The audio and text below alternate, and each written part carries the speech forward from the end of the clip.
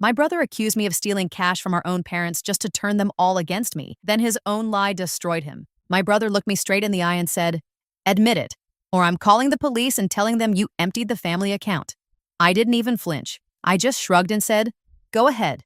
The only person the police are going to arrest is you." My parents just stood there, completely speechless. I live in Richmond, Virginia, and I've been taking care of myself since I was 19. Well, mostly. There was a stretch during college when ramen noodles were basically my entire diet 4 nights a week, and every now and then I accepted one of my mom's care packages. Even so, I paid my own tuition, worked part-time at a tax preparation office, and graduated without asking my parents for money, except for the occasional box of granola bars. My younger brother Marcus is 4 years behind me in age. He's one of those people who can walk into any room and instantly become the center of attention. He's always been that way. He's handsome, funny, thinks fast on his feet, works in pharmaceutical sales, and earns a pretty good living. If you met him at a backyard barbecue, you'd probably walk away thinking he was a great guy. Most people do. Growing up, Marcus was always the favorite. I'm not saying that out of pure resentment. Maybe there's a little bit of that, but it's also just the truth. My mom, Carol, is a retired school librarian and one of the sweetest people you'll ever meet.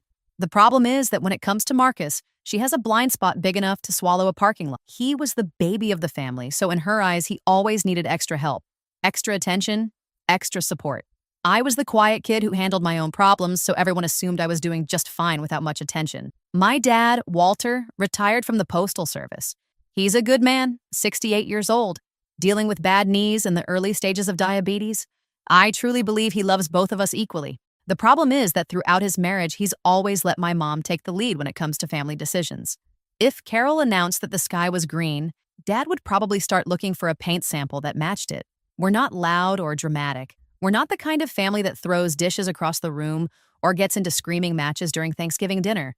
Instead, we quietly let problems build up until they've been ignored for so long that they can't be fixed anymore. Passive-aggressive text messages, uncomfortable silence, and everyone insisting they're fine when absolutely nothing is fine. That's basically our family tradition. Over the years, I've learned to keep a healthy distance. I come home for the holidays, call my mom every couple of weeks, and send birthday cards. I'm not estranged from them. I've just built my own separate life, and honestly, I like it that way. I own a townhouse with a small yard that I actually take care of. I have a steady job that I'm proud of, and I've got a few close friends I can count on. My life isn't flashy, but it's mine, and I'm happy with it. Marcus, though, has been quietly sinking financially for years, even if nobody in the family wants to admit it. He married Jenna 4 years ago. She's 27, works part-time managing social media for a local boutique, and somehow has champagne dreams on a sparkling water budget. Last year, they remodeled their kitchen with expensive granite countertops and all the upgrades. Marcus drives a leased Audi, and they celebrated their anniversary with a cruise to Cozumel. From the outside, they look like they've got everything figured out. I know what pharmaceutical sales representatives make. It's a solid income, but it's not enough to comfortably pay for an Audi, luxury vacations, and a high-end kitchen renovation all at once without someone helping behind the scenes. Still, I kept my mouth shut because that's what I've always done. It's what everyone in my family does. We don't ask uncomfortable questions. Last Thanksgiving, I was at my parents' house when Marcus showed up wearing a brand new watch. I'm not really into watches, but I know enough to recognize a Tag Heuer when I see one. My mom immediately complimented it, and Jenna smiled and said, Marcus deserved to treat himself to something nice. Nobody asked where the money came from or how he managed to afford it. I just ate my turkey and stayed quiet like always. That pretty much sums up how my family works. One person's spending is never questioned, while another person's silence gets mistaken for not caring. Everything finally started to unravel about 5 months ago when my dad called me on a Thursday night. That alone was enough to make me nervous because Dad never makes phone calls. He answers them. Mom is always the one who calls. "Hey, bud," he said, and there was something careful and uneasy in his voice, like he was walking across thin ice. "Got a question for you. It's kind of about some money. When you were here for Easter, did you happen to use my computer? The one in the den?" "Yeah," I said. "I checked my email on it." "Why?" "Your mother noticed that some money disappeared from one of our accounts, and we're trying to figure out when it happened." "How much are we talking about?" $8,400. I just sat there for a few seconds, trying to process what I'd heard. "Dad, are you asking if I stole $8,400 from your bank account?" No. We're just trying to understand what happened." "Then why are you asking me?" "Marcus mentioned that maybe you'd asked him about our account and how the online banking worked. He was only trying to help us figure everything out.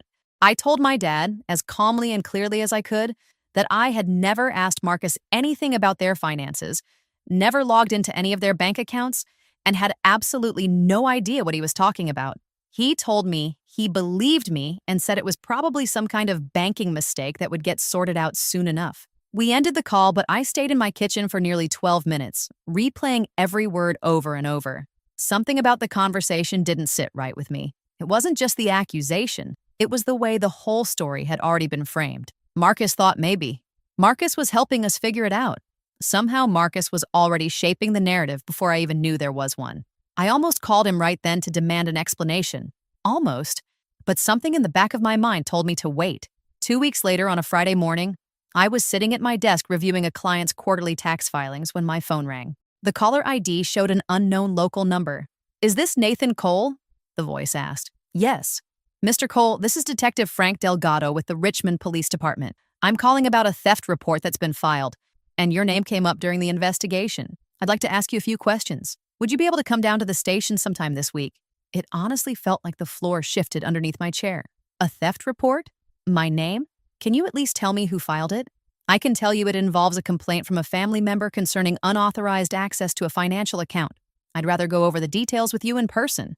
I agreed to come in, then ended the call. Afterward, I closed my office door and spent the next 5 minutes staring blankly at the wall. About 8 minutes later, my coworker Renata knocked lightly on the glass.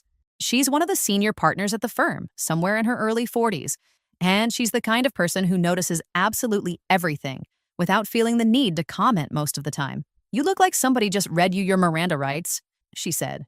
"Funny you should say that," I answered. She walked in, shut the door behind her, and I gave her the short version. She listened from beginning to end without interrupting once. When I finished, she simply said, "You need to walk into that station with more than just an explanation. You need a plan." I nodded. "And I probably need a lawyer." "Yeah," she said, "you probably do." I sat there for another minute, trying to wrap my head around the fact that my own brother had somehow put me in a position where I might need a criminal defense attorney. This was the same brother I'd taught how to ride a bike. The same brother I drove to his prom because he'd totaled his car the week before. After that, I opened my personal laptop and started doing what I do best for a living, digging through financial records and looking for answers. At that point, I still had no idea how much bigger this mess was about to become. I went to the police station that Sunday wearing a button-down shirt and a pair of dress slacks. Detective Delgado turned out to be a stocky man in his 50s with a shaved head and an easygoing attitude that never felt rushed. He shook my hand, offered me coffee, and led me into an interview room. He opened a folder and said, "Here's what we have so far. Your parents reported that approximately $8,400 was transferred out of their joint checking account without their permission. The report was filed by your brother, Marcus Cole, on your parents' behalf. He came into the station himself, sat in the same chair you're sitting in now, and gave a statement. According to him, you had access to the family computer during a recent visit, asked questions about their online banking, and the unauthorized transfers started not long after that." I shook my head. "None of that is true." He held my gaze. "This is your chance to tell me your side of the story." So I did. I explained that I'd used my dad's computer for maybe 7 minutes on Easter Sunday just to check my email. I told him I'd never asked Marcus, or anyone else, about my parents' banking information. Then I mentioned what I do for a living.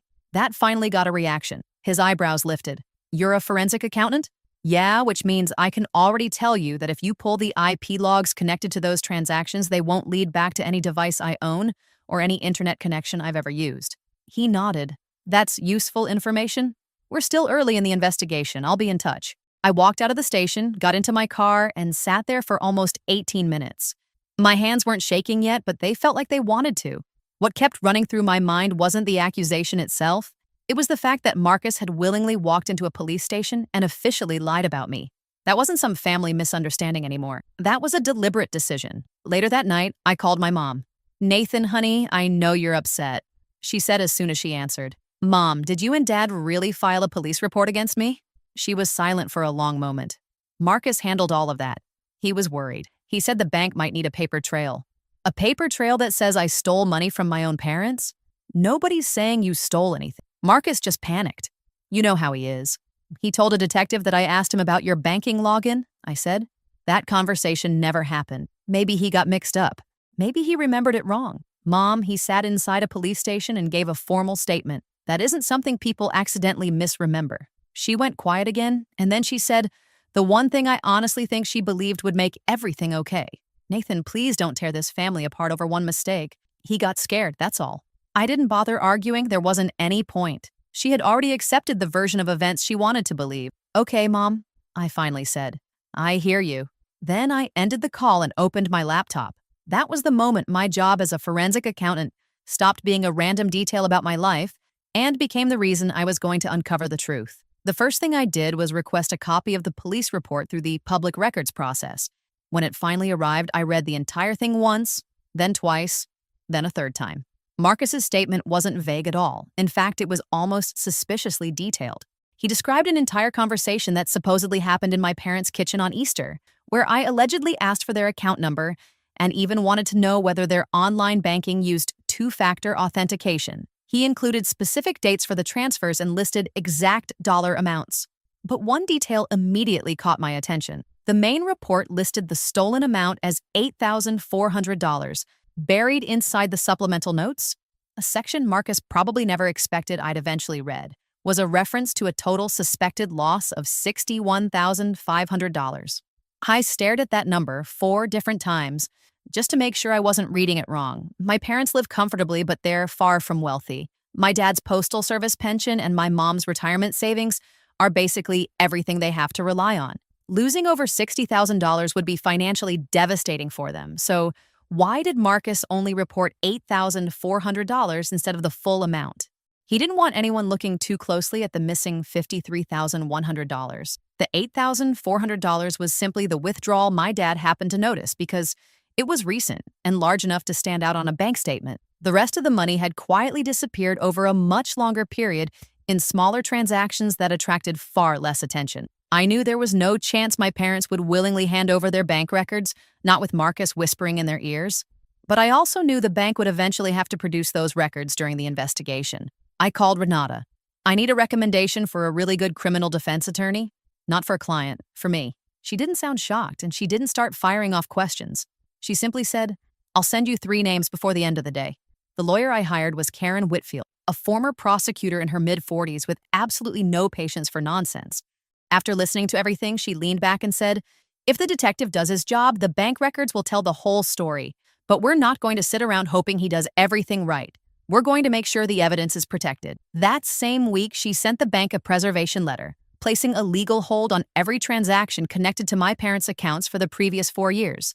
She also prepared a formal response to the police report, completely denying every allegation and requesting that investigators verify the IP addresses and trace every device involved. Around that same time, I dug through my own records, emails, text messages, calendar entries, and built a detailed timeline of every visit I'd made to my parents' house over the last 4 years.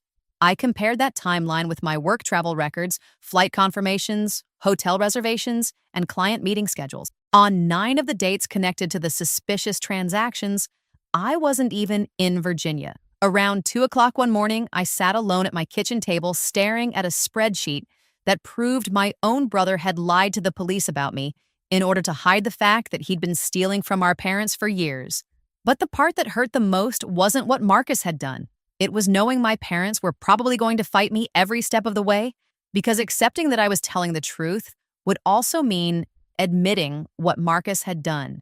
And deep down, I knew they weren't emotionally prepared to face that. The next 7 weeks turned out to be some of the hardest of my adult life, not because anything dramatic happened, but because almost nothing happened at all. That was the hardest part.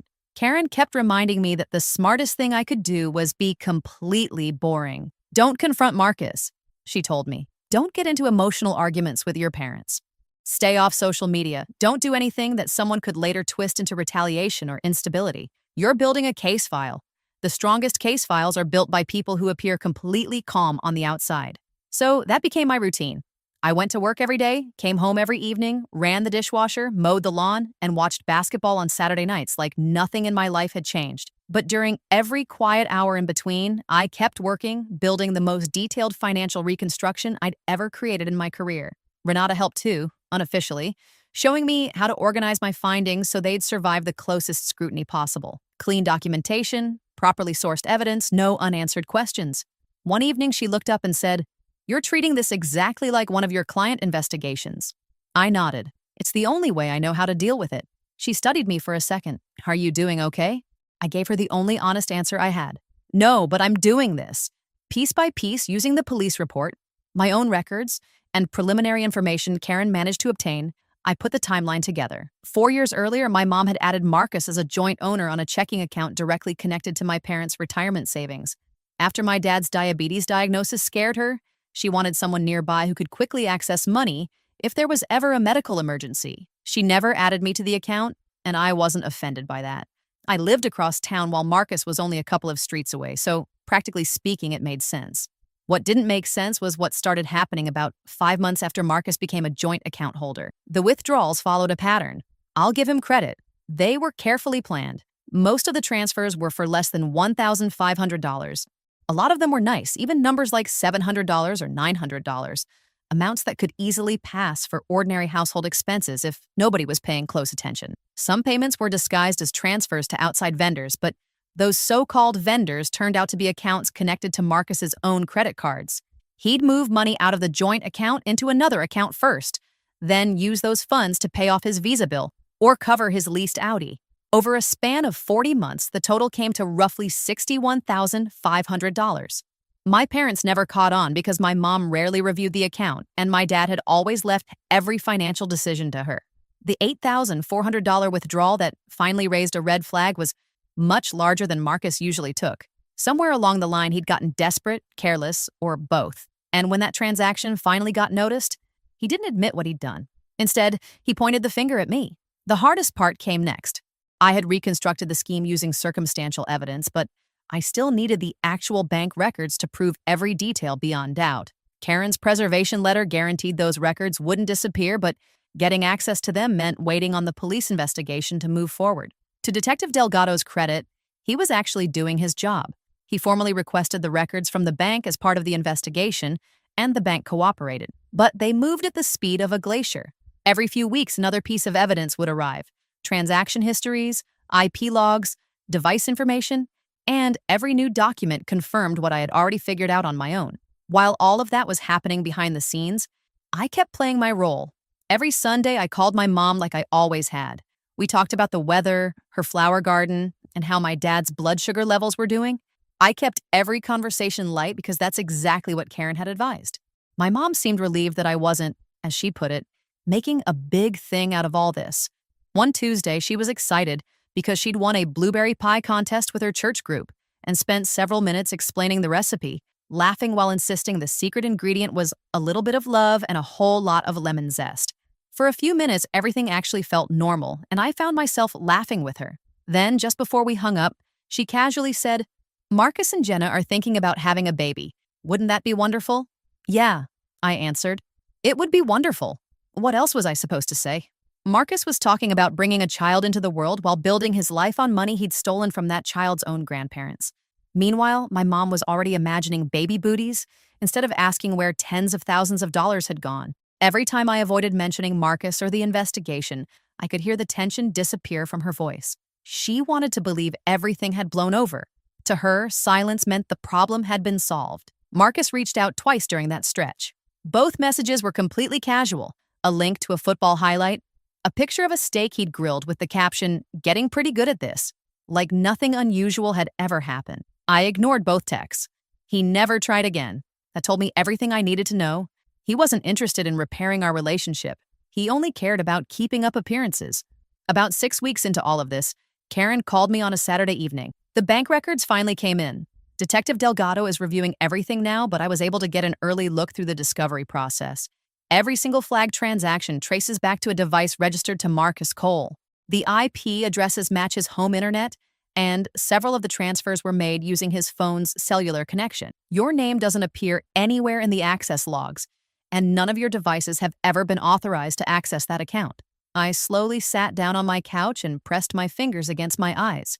This was exactly what I'd expected to hear, but hearing someone officially confirm it felt completely different from simply believing I was right. "There's something else," Karen continued. "Several of the largest transfers happened while you were traveling for work. Detective Delgado has already noticed that inconsistency. So what happens now? Now we let him finish his investigation and decide how he wants to proceed. Then we present your complete analysis at the right time. How long is that going to take? Weeks, not months. Just be patient. So I stayed patient. Then one afternoon, Marcus called. His voice sounded warm, relaxed, completely carefree. The voice of someone who honestly believed his lie had worked. Hey man, Mom and Dad's 35th anniversary is coming up. Jen and I are putting together a dinner Monday night at that Italian place on Grant Street. Nothing fancy, just the 5 of us. Mom really wants you there. He paused, then added, with the effortless confidence of someone who'd spent his whole life escaping the consequences of his own decisions. I know things have been a little weird lately. Let's just put it behind us. Fresh start. A fresh start. As if he hadn't walked into a police station and accused me of stealing from our parents. As if he hadn't spent 4 years quietly draining their retirement saving. As if fresh start was something he had the right to offer instead of taking responsibility for what he'd done. Sure, I said. Monday works. The second I hung up, I called Karen. I need this finished before Monday. That gave us 3 days. Karen and I met Thursday evening in her office. She spread the entire case across her conference table. Bank records, IP logs, device authentication reports, my work travel timeline, the original police report, and the complete forensic reconstruction I'd spent weeks building. Here's where things stand, she said. Detective Delgado already has enough evidence to completely eliminate you as a suspect. Off the record, he's told my office you're no longer under suspicion. The formal paperwork just takes time. He hasn't moved against your brother yet because the bank's fraud department is still finishing its verification process. Can we speed that up? I asked. She shook her head. We don't need to. What we do need is to give him your full analysis, the one that ties every withdrawal directly to Marcus's devices, matches those dates against the times you were working in other states, and identifies the intermediary accounts Marcus used to funnel money toward his personal credit cards and other debts.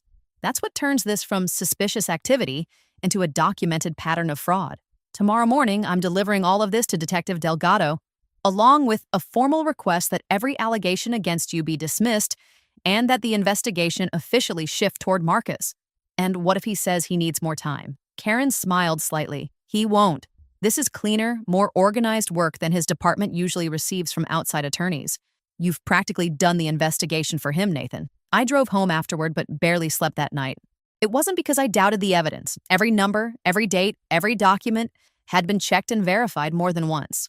What kept me awake was knowing what those facts were about to do to my family. I spent most of the night staring at my bedroom ceiling, remembering a Christmas when I was 14 and Marcus was 10. He'd desperately wanted one of those expensive hobby-grade remote control cars, but our parents simply couldn't afford it that year. I'd spent the whole summer mowing lawns and saving every dollar I could, so I bought it for him myself. He played with that car nonstop for 2 straight months, took it everywhere, and proudly told all his friends that his big brother had bought it for him. I have no idea why that memory came back to me at 3 o'clock in the morning, but it stayed there with me until I finally drifted off to sleep. Friday morning, Karen delivered the entire case file to Detective Delgado. Around noon, she called. He's reviewing everything now. He actually asked me twice whether you put all of this together yourself. I told him this is what you do for a living, and he said, I'm paraphrasing, that this is the most organized case referral he's ever received from a private citizen. So what happens now? He finishes reviewing everything, talks with the prosecutor's office, and based on what he's seeing, I expect he'll want to speak with Marcus before Monday. Whether that happens before Monday or after, it doesn't change one thing. You're completely cleared. The evidence fully exonerates you. From this point on, the investigation is about Marcus. I knew that should have made me feel better, and logically it did. But emotionally, all I could picture was my parents sitting across the table from Marcus at that Italian restaurant, celebrating 35 years of marriage without realizing that one son had spent years stealing from them, while the other had just handed the proof to the police.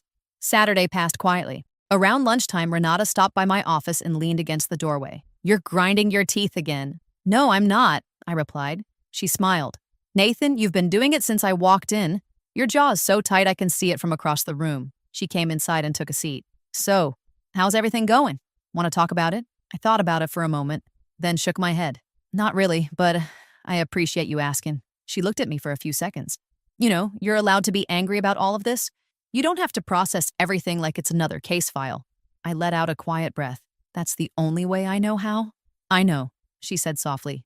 That's exactly why I'm saying it. She stood, headed toward the door, then turned back with a small smile. Try to relax your jaw. Dental work is expensive. Around 5 that afternoon, Karen sent me a text. Delgado finished reviewing the file. He has a few questions, but they're clarification questions, not doubts. He's moving forward. That evening, I sat alone in my townhouse thinking about what I actually wanted. Not from a legal standpoint. I'd already spent weeks thinking strategically, but personally. What outcome was I really hoping for? I wanted my name cleared, and that was already happening. I wanted Marcus to face the consequences of what he'd done, and that process had started too. But what did I want from my parents? From the family who had looked at me and Marcus and somehow decided I was the more believable thief? I didn't have an answer then. Honestly, I still don't. Early Sunday morning, Detective Delgado called. I've completed my review of the materials your attorney submitted. If you're available this afternoon, I'd like you to come in. Let me be very clear. You're not coming in as a suspect. I just want to verify a few details in your analysis. I drove to the station. Same building, same interview room, same stale smell of bad coffee, same fluorescent lights buzzing overhead. The only difference was the folder sitting on the table this time belonged to me. I'll be honest with you, Mr. Cole, he said. I've been doing this job for 14 years, and I can't remember the last time someone under investigation handed me a case file that was more thorough than anything my own department had put together. Technically, I wasn't really the accused anymore, I said. He gave a small nod. Fair point. We walked through everything step by step.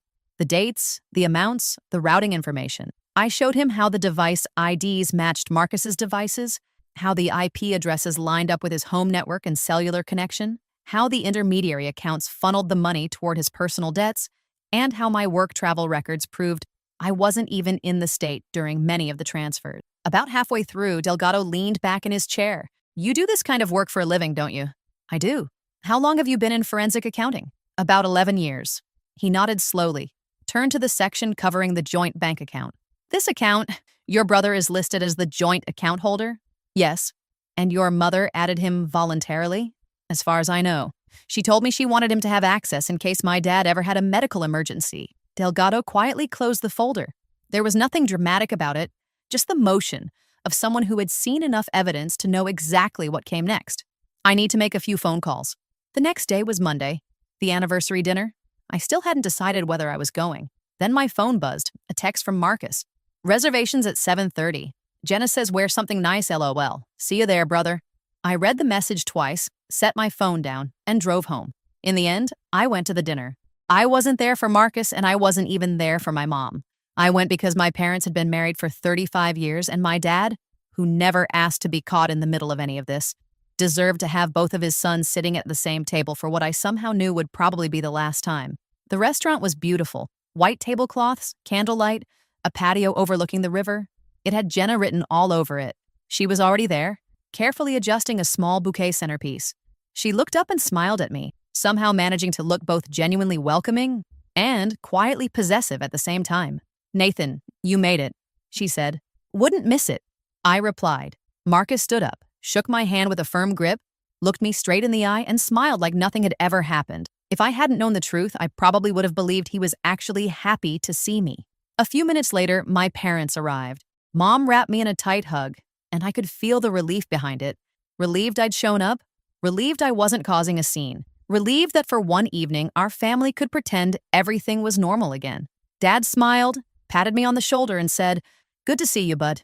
We ordered dinner, shared stories, and spent the evening talking about Dad's garden, Jenna's newest client, and a trip my parents were thinking about taking to Hilton Head. Marcus told a funny story about a sales conference in Austin that had everyone laughing. He was completely in his element. Charming, funny, self-deprecating, effortlessly commanding everyone's attention. I watched him entertain the table while thinking about the spreadsheets safely backed up on my hard drives at home. During dessert, my mom reached across the table, took my hand, and gently squeezed it. Her eyes filled with tears as she smiled and said, "I'm so glad we're all together. This is what really matters." I squeezed her hand back but said nothing. There wasn't anything left to say. Around 10 that night, we all said our goodbyes in the parking lot. I hugged my dad, hugged my mom, then shook Marcus's hand one last time before getting into my car and driving away, already knowing it would be the last time the six of us would ever share a dinner table like that. Wednesday morning, Detective Delgado called Marcus and asked him to come in for a follow-up interview. I only know that because Karen told me afterward. Marcus walked in confident. As far as he knew, I was still the focus of the investigation. Delgado asked him to go through his original statement again from the beginning. Marcus repeated the exact same story he'd told before, clearly memorized. Then Delgado opened my case file. He showed Marcus the IP logs, the device authentication records, the intermediary accounts that had routed the money toward Marcus's personal debts, and the 9 transactions that occurred while I was working in completely different states. Marcus had brought an attorney, which tells me he wasn't nearly as confident as he pretended to be. His lawyer asked for a short break. When they returned, Marcus's attorney informed Delgado that his client would not be answering any more questions. By Friday, the prosecutor's office had officially opened a criminal investigation into Marcus for theft and for filing a false police report against me. The original complaint against me was officially dismissed. Karen called with the news, and I sat alone in my office with the door closed, feeling something I can only describe as empty relief. It was like winning a game I never wanted to be part of in the first place. That evening, I called my mom. She already knew. Marcus had called her before I had the chance. "Nathan," she said, and I could hear her voice trembling. "Marcus says there's been some kind of misunderstanding with the police." "Mom, this isn't a misunderstanding. He says the account was joint. He says he had the right to use it. He was given access for medical emergencies. Instead, he used that access to pay his own credit card bills for 4 years. He took $61,500. The line went completely silent. After what felt like forever, she whispered, That can't be right. I've seen every record, Mom. Every transaction, every date, every single dollar. He's been draining your retirement savings for years. And when Dad finally noticed the larger withdrawal, Marcus convinced you that I was the one who did it. Then I heard her crying. It wasn't loud or dramatic. It was the quiet kind of crying that comes when someone's entire understanding of their family is falling apart right in front of them. "Why didn't you tell us?" she finally whispered. "Because you wouldn't have believed me? You told me not to destroy the family over one mistake. Remember?" She didn't respond. In the background, I could hear my dad asking what was wrong, but she couldn't even get the words out. "Mom, I need to go. I'm sorry this happened. I never wanted any of this." And I truly meant every word. Over the next several weeks, everything started coming apart exactly the way you'd expect. Marcus hired a real criminal defense attorney this time, not the lawyer who had accompanied him to his police interview. Jenna finally learned how bad their financial situation really was after the legal bills started piling up, and Marcus could no longer keep everything hidden. From what my dad later told me, there were plenty of shouting matches and slammed doors inside their house. My parents eventually met with the bank's fraud department, where investigators walked them through every unauthorized withdrawal one by one. My mom cried through the entire meeting. My dad barely spoke at all, which wasn't unusual for him, but somehow his silence felt even heavier this time. About 4 weeks after the investigation officially shifted away from me, Marcus called. I almost ignored it, but eventually I answered. "You really couldn't just let this go?" he asked. He didn't even sound angry. He sounded genuinely confused, like he honestly couldn't understand why I refused to stay the scapegoat. "Marcus, you filed a police report accusing me of stealing from our parents. I came close to being arrested at my own office. I was going to pay the money back," he said. "You were planning to pay back $61,500 eventually?" "Yeah, I had a plan." I let out a slow breath. "No, Marcus, I was your plan." He didn't have an answer for that. We sat there in complete silence for about 8 seconds before he ended the call without another word. Over the following months, the legal process continued. Marcus was formally charged with theft and with filing a false police report against me. The theft case became legally complicated because his name was technically listed as a joint owner on the account, and his attorney argued that gave him lawful access to the funds. But the false police report was an entirely different matter.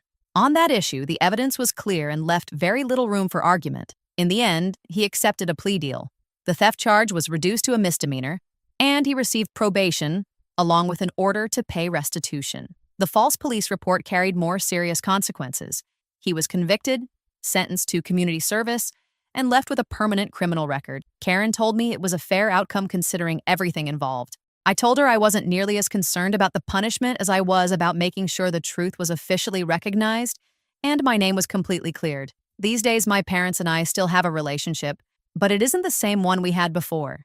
It's smaller, more careful, and more honest than it's ever been. That honesty comes with its own kind of pain. My mom calls me every week now.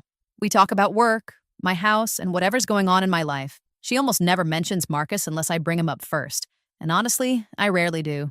When I ask, she answers carefully, choosing every word with obvious thought. She's been going to therapy, so has my dad. That surprised me more than anything. About 5 months after everything had settled down, my dad called me on a Thursday night. The same day of the week, this whole nightmare had started. "Hey, bud," he said. "Hey, Dad." There was a long pause before he spoke again. "I owe you a real apology. Not one of those vague apologies where I hope you figure out what I mean. I could hear him collecting his thoughts the same way he used to organize his mail routes when he worked for the Postal Service. Slowly, carefully, one piece at a time. When the money disappeared, I should have asked tougher questions. I should have known you well enough to realize you'd never steal from us. And when you told me you were innocent, I should have stood beside you instead of letting your mother smooth everything over. I failed you as your father, Nathan, and I'm truly sorry. I stood alone in my kitchen holding the phone, and for the first time in months, I felt something inside me finally relax. A weight I hadn't even realized I was still carrying quietly slipped away. "Thanks, Dad," I said. "That really means a lot to me." After another brief silence, he asked, "Want to come over for dinner this weekend?" "Just the two of us. No family meeting, no heavy conversations, just meatloaf." I smiled. "Yeah, I'd like that." Marcus and Jenna eventually separated. The last thing I heard was that they were trying to work things out, but whether they stay together or not is their story now, not mine. Marcus is making monthly restitution payments, and while my parents will probably never recover everything they lost, at least their retirement account isn't completely gone. Sometimes you learn to appreciate even the smallest victories. As for me, I'm doing well. Better than well, actually. Every morning I wake up in my townhouse, go to work, come home, and take care of my yard. I've even started seeing someone. It's nothing too serious yet, but she makes me laugh, and somewhere along the way I'd forgotten how much I needed that. A few weeks ago, Renata looked at me and said I seemed lighter than I had in a long time. I think she was right. I didn't destroy my family. My brother did that. All I did was follow the money, and if there's one thing I know how to do, it's exactly that.